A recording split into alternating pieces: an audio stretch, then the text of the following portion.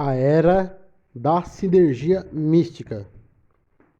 Terceira parte da aula. Jacques Philippe possui um livro chamado Tempo para Deus, Guia para a Vida de Oração. Antônio Royo Marim também possui um livro, Os Graus da Oração. Ele vai tratar dos 9 graus da oração.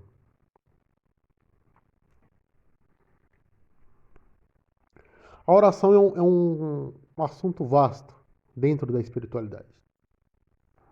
Se nós quisermos entender o que é a proposta da nova era da sinergia mística, sem o qual não é possível, é impossível que a igreja resista aos próximos tempos,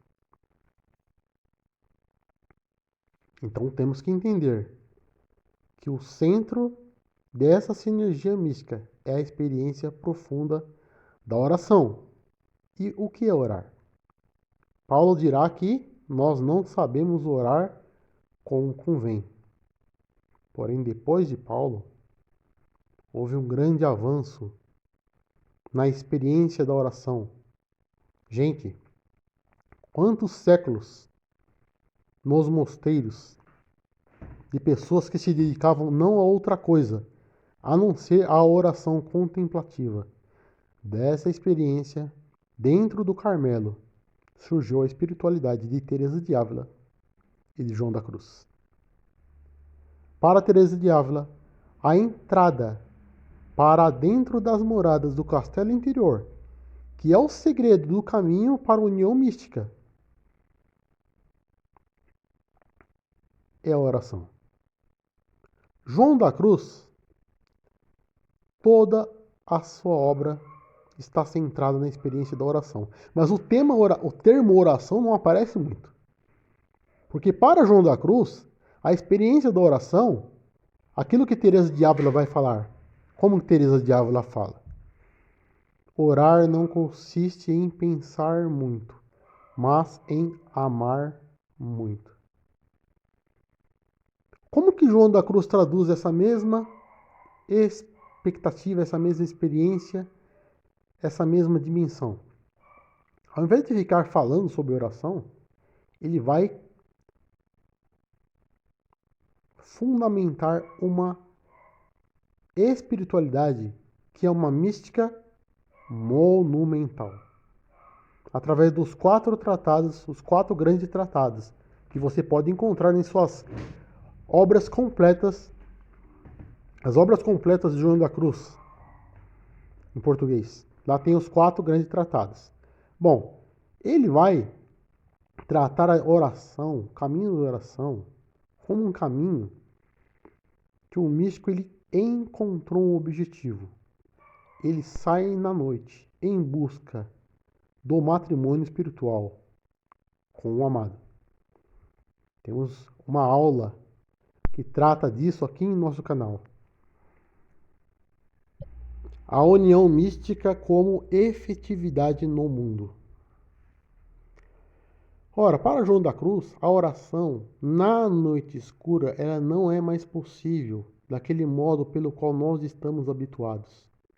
É uma oração que acontece silenciosamente, na maioria das vezes, de maneira que às vezes você nem percebe, né, que está orando.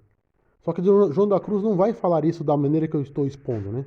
Essa aí é a minha interpretação de João da Cruz, né? É uma obra que eu estudo e a experiência ela mostra realmente isso. A noite escura, você está se encaminhando para o desposório espiritual. Ora, para isso você vai ter que passar pela noite escura dos sentidos primeiro, e depois de muito tempo para a noite escura do espírito.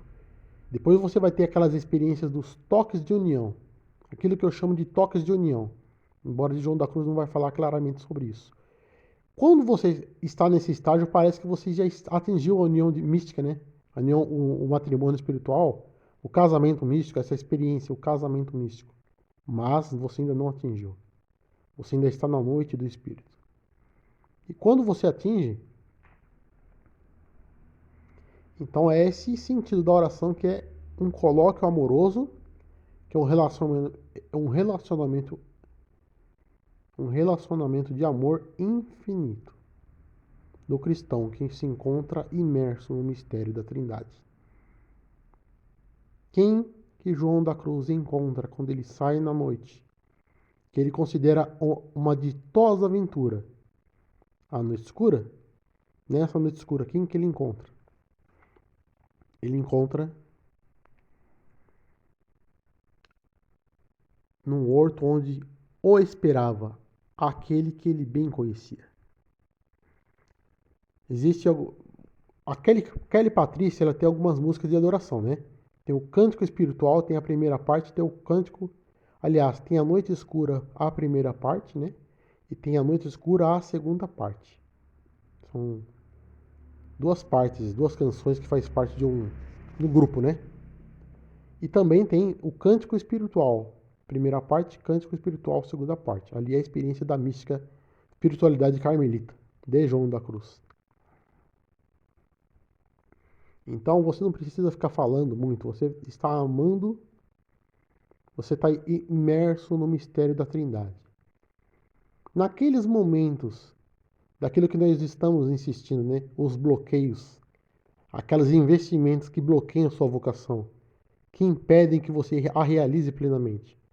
Aquelas incompreensões do mundo em relação ao seu chamado, aquelas aridez, aqueles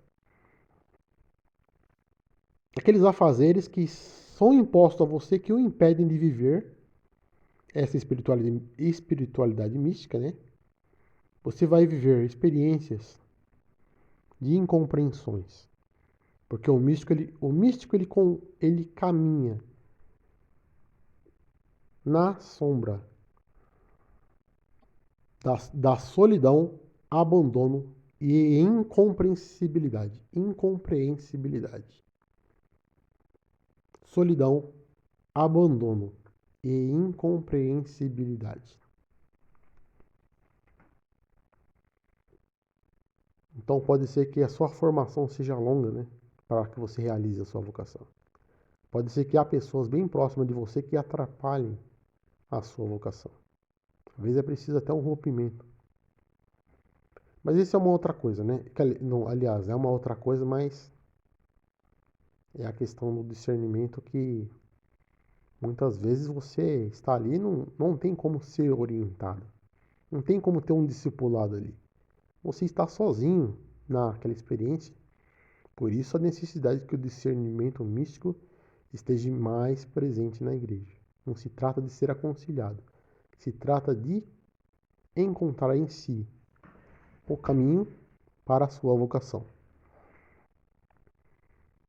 Mas há um problema, né? Nós não somos monges. Nós não estamos no Carmelo. A nossa dimensão, quando nós dizemos da sinergia mística, é aquele sonho perdido, né? Que nunca se realizou, que é a comunidade que não se concretiza nunca no mundo espiritual por causa desses bloqueios, né? Desses impedimentos, dessas interferências. Ora, qual que é o caminho? Porque a oração, ela está... A oração mais profunda, no fim das contas, é um grande casamento entre o místico e o amado. Você quer atingir o matrimônio espiritual, você quer atingir a união mística. Contudo, agora na experiência da comunidade, você está interessado também no amor ao humano, né? E isso João da Cruz não vai tratar. A espiritualidade de João da Cruz é do Carmelo, é carmelita, ela é monástica. A nossa proposta aqui é uma proposta de uma geração de adoradores que vivam essa sinergia mística em um espírito de felicidade que se dá dentro de uma comunidade de amizade na qual o discernimento ele mostra quem a pessoa é. Porque se a pessoa está ali e... Bom, ela pode parecer cristã, mas há um problema, como eu já disse em aulas bem anteriores, né? Nós estamos em uma era na qual se tornou impossível discernir quem realmente é cristão.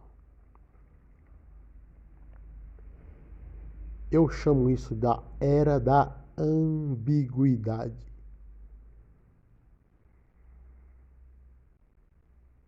Não se trata do fato de que há pessoas malignas na igreja ou na comunidade, ou até mesmo lá no seu serviço, no secularismo, qualquer lugar que você possa imaginar, né? Lá no Senado, na Câmara, na educação, no sistema da educação, qualquer lugar. Não se trata disso. Se trata dessa mistura, que é a ambiguidade.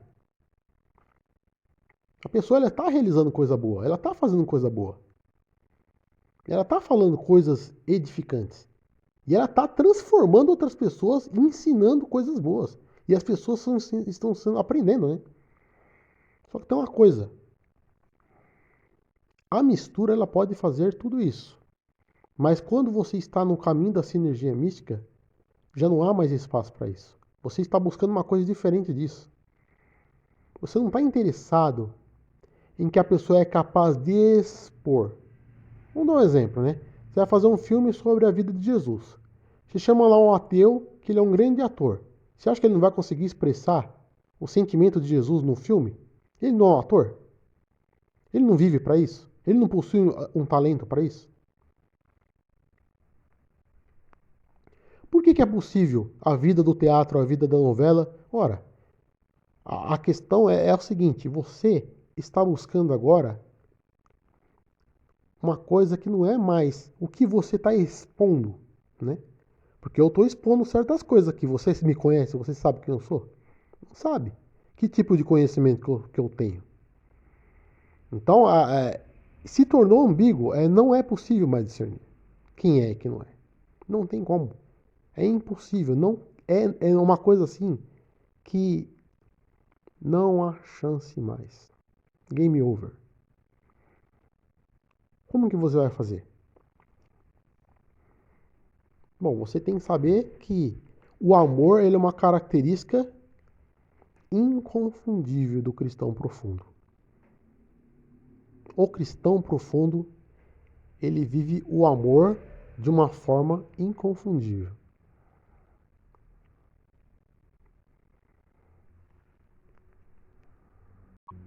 E ele possui também uma certa. A doçura que há no cristão não pode torná-lo extremamente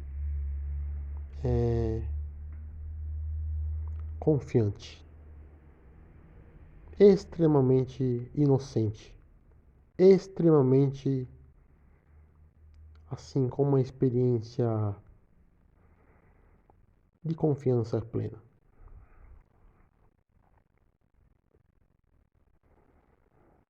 Então você não está mais buscando mais, você já não está mais naquela fase, vamos dizer assim, de 10 anos atrás, em que você buscava uma comunidade onde você via pessoas ali falando de Jesus, tal, ensinando, falando de Jesus,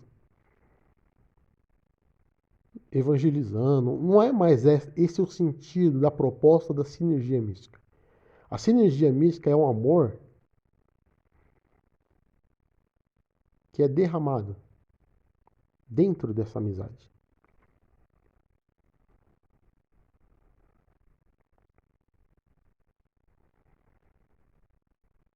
E o que o místico ele vai buscar? Ele vai buscar um conhecimento. Ele não vai buscar apenas viver o amor.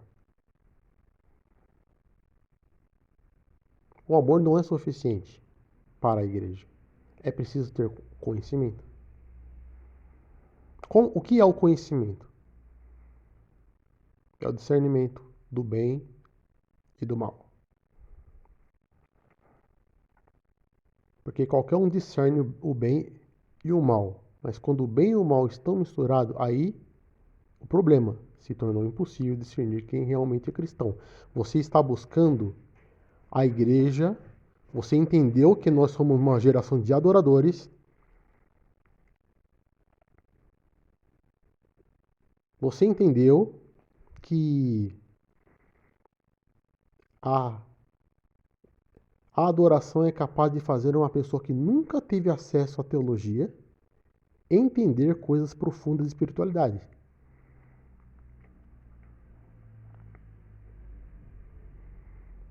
Como pode ser uma coisa dessa? Porque a teologia ela é necessária para a igreja.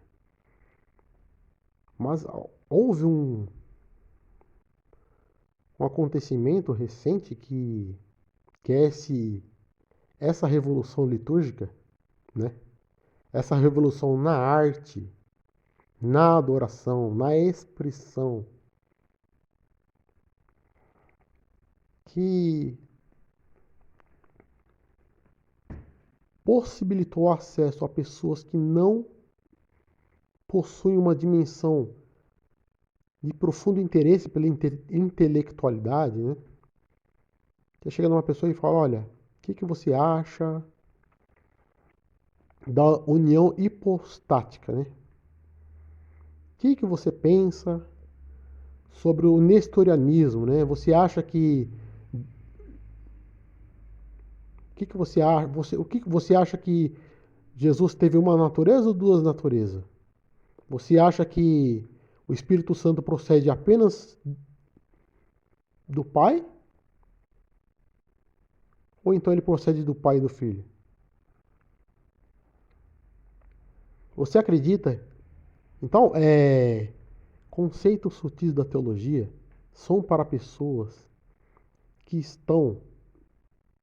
que possuem uma perspectiva de uma vida intelectual dentro da igreja. Mas nem todos possuem essa vocação. Algumas pessoas possuem uma vocação como a vocação de Teresa de Lisieux, né? Teresa de Lisieux, ela não estava interessada em ficar ter toda aquela estrutura teórica que João da Cruz propunha. Ela queria a pequena via, né? A pequena via de Teresa de Lisieux. Então a pessoa ela está vivendo ali uma experiência que ela nunca leu às vezes e ela consegue falar coisas que outros grandes escreveram, mas ela nunca tinha lido. Agora qual que é... Só que o conhecimento é necessário para a igreja. É preciso ter pessoas que têm esse interesse pela dimensão teórica, pelo estudo da história, pelo estudo da filosofia, né? Pelo estudo da espiritualidade.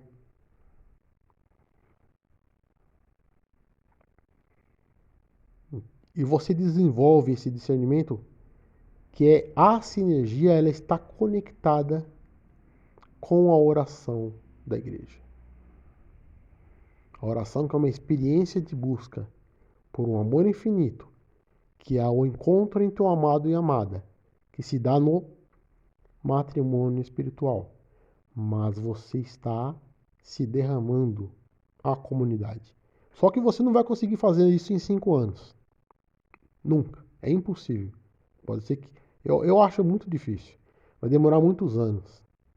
A noite escura leva muitos anos. Segundo João da Cruz. Tanto a primeira noite quanto a segunda noite.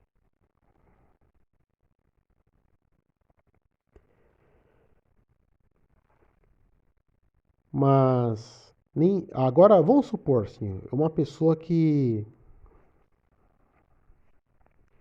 a oração dentro da comunidade ela está relacionada a um amor profundo pelo ser humano, certo? Então o cristão ele não está buscando apenas amar Jesus e quando ele ora para as pessoas lá, bom, não tenho muito, é uma coisa meio indiferente, mas ela quer de certa maneira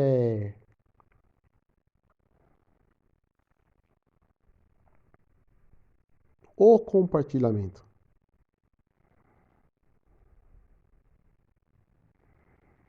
Ela necessita dessa amizade, dessa comunidade. E lógico, ela vai ter empatia mais com algumas pessoas do que outras. Aliás, afinidade, né? Ela vai ter mais afinidade com algumas pessoas do que com outras. Porque a afinidade ela pode ser por vários motivos. Ela pode ser por causa da personalidade, por causa do temperamento,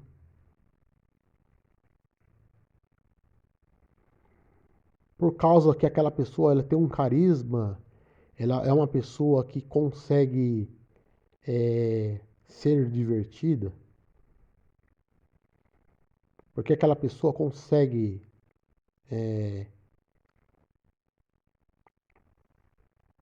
contagiar, né? A partir de si mesma, a partir do que ela está ali se centralizando. Ela está se centralizando, ela não está se derramando. Mas às vezes isso atrai. Mas a perspectiva da união mística, ou melhor, a união mística é outra coisa. E nós já estamos tratando também. A dimensão da sinergia mística é essa nova era que nós estamos propondo. Não se trata mais do que você fala, mas se trata de que você está convivendo com aquela pessoa por muito tempo e você vai observando qual o sabor que possui esse amor que ela diz que possui. Qual sabor possui essa amizade que ela diz que possui? Qual sabor possui essa união, essa coletividade?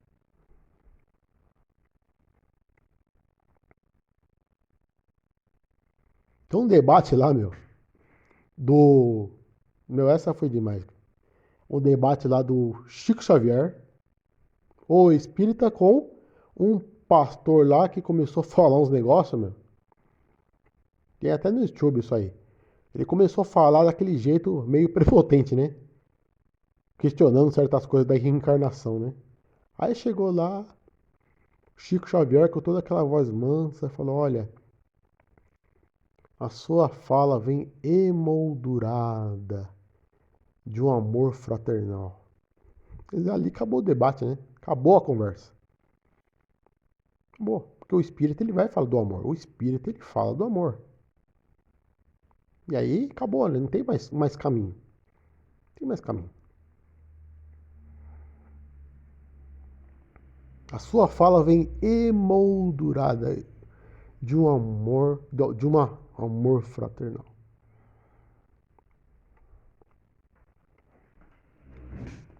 Então essa ironia, né, que desestabiliza o debate. Porque o espírito ele está convencido de que ele vive o amor, que não está na igreja. Ele vive o verdadeiro espírito do que é ser cristão. E ele não acredita que Jesus é Deus, que Jesus ressuscitou. Não, ele acha que Jesus está morto, né? Jesus está morto. Mas ele tem essa dimensão do amor. Então essa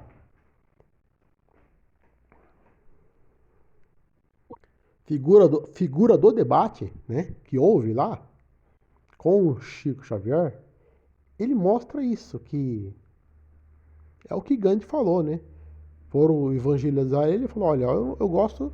O negócio é o seguinte: eu gosto de Jesus, mas não gosto muito dos cristãos, não. Aí os cristãos falam: Bom, então o Gandhi fez boas obras, mas não recebeu Jesus pela fé, foi pro inferno. E a discussão é interminável.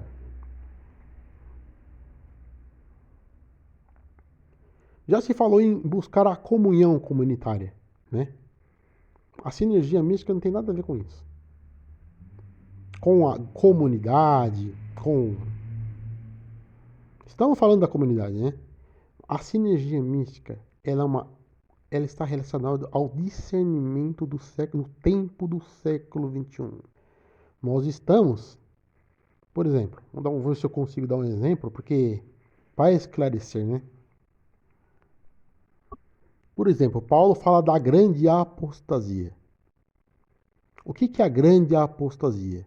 A grande apostasia é quando você tem um exército ali, um grande exército, né? E você fala, bom, é impossível a pessoa ir pro outro lado, o exército aqui é totalmente o contrário do nosso, né? Totalmente contrário. E de repente, você vai ver que é uma debandada. Tá quase todo mundo indo. Sim, começa a se convencer mesmo que é, Deus, ele é amoroso. O Deus transcendente e amoroso do cristão. Ou o amor está em qualquer outra força. Ah, isso é possível haver um convencimento sobre isso? Bom, Paulo fala sobre a grande apostasia. Esse é o problema. Coisas que você não encontrava há 20 anos atrás. Sempre houve ideologias diferentes da igreja. Tudo bem, você pode pensar as coisas diferentes do que a igreja pensa. Isso é até desejável numa democracia. Sempre houve. Sempre, a igreja possui 2000 anos de existência, né? Todo mundo sempre, em todas as épocas, falaram: agora é o fim do mundo, hein? Agora é o fim do mundo. No ano 1000, lá no ano 1000, muitas pessoas acharam que ia acabar o mundo, né? Eu estou falando de uma coisa totalmente diferente. Não estou falando de olhar para o calendário. Eu estou dizendo uma coisa bem específica. A grande apostasia, na qual é possível ser convencido de que Jesus ele não é o amor não está em Jesus, não está em Deus, no Deus transcendente, ele está em qualquer outra força.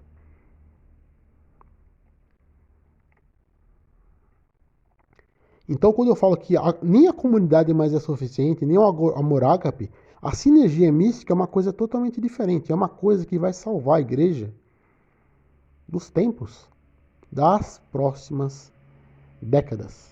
E é ela que produz esse discernimento que salva o problema contemporâneo.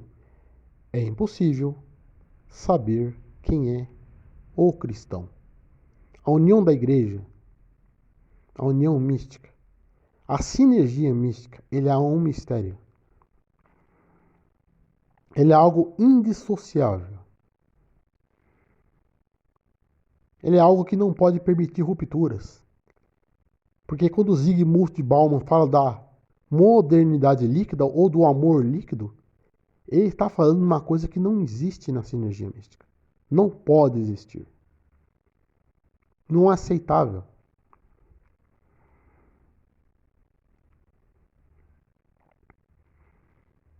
E aí, o que você vai ficar fazendo lá num clube? Vamos ter os entretenimentos, vamos sair, tal. É claro que você vai sair, comer uma pizza, né? É óbvio. Você não vai ficar lá no templo a vida toda, né? Você vai lá, um evento lá, sair junto, um evento cultural, ou passear. Isso é óbvio. Isso já foi entendido. Mas e depois? A questão central é aprender a orar. O sabor da oração, que é aquela experiência de amor que Teresa de Ávila falou, né? Orar não consiste em pensar muito, mas em amar muito. Se você orar da maneira errada, é muito chato, né? E outra coisa é, se você está ali orando, fazendo muito barulho, excessivamente, não é mais interessante você fazer uma oração em que você fale de uma voz mais baixa, né? Tem muita gritaria e tem aquela intimidade, aquela interiorização.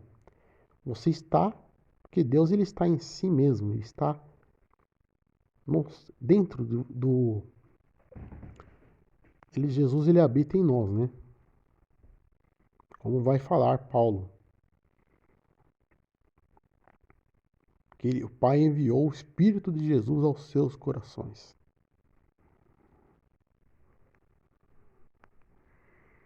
Que o Pai e o Filho, Jesus fala, o Pai e o Filho o amarão e farão nele morada, né?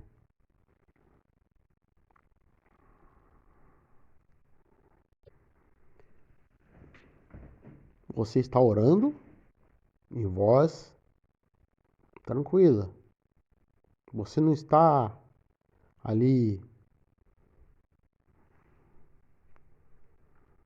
buscando emocionalismo.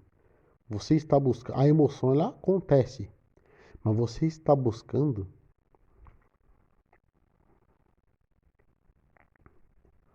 um amor, o amor nessa oração. E ela pode acontecer entre esses amigos, dentro dessa amizade,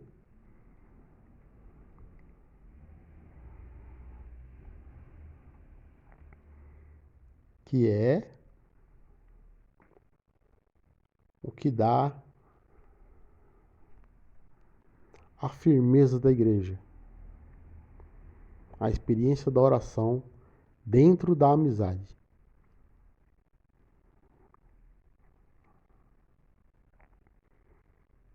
A oração profunda, mística, a ciência da oração é a virtude que é o motor da igreja para o nosso tempo.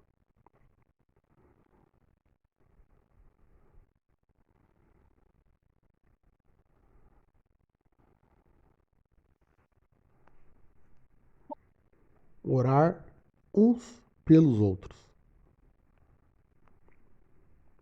aliviar a carga, orar também pela unidade da igreja, orar pelo discernimento, orar para que o amor finalmente flua.